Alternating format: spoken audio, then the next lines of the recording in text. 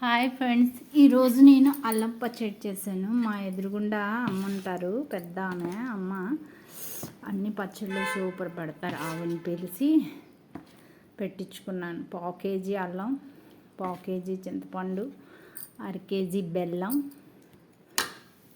ఈ గ్లాస్తోని ఇదిగో గ్లాసుడు కారం, అర గ్లాసు ఉప్పు, 2 స్పూన్లు మెంతిపొడి వేసి అన్నీ రుబ్బేసి, అల్లం రుబ్బిన తర్వాత చింతపండు కొద్దిగా వాటర్ వేసి నానబెట్టాను.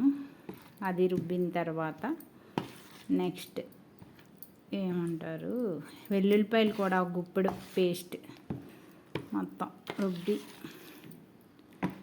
ఇదిగా పోపు వేసాను. వేరుశనగకాయలు నూనె వేసి అన్ని కొలతలు ఆవిడే చెప్పారు, నాకేం రాదు. మనకేమి అంత తోపులం కాదు మనకి చేయడానికి. ఇదిగో చూసారా ఎంత బాగా చేశారో, సూపర్గా చేశారు. తింటే నోరు ఊరుతుంది. చూస్తున్నారు కానీ ఒక్క లైక్ కూడా చేయట్లేదు జనం. అసలు చెయ్యండి ప్లీజ్ ప్లీజ్.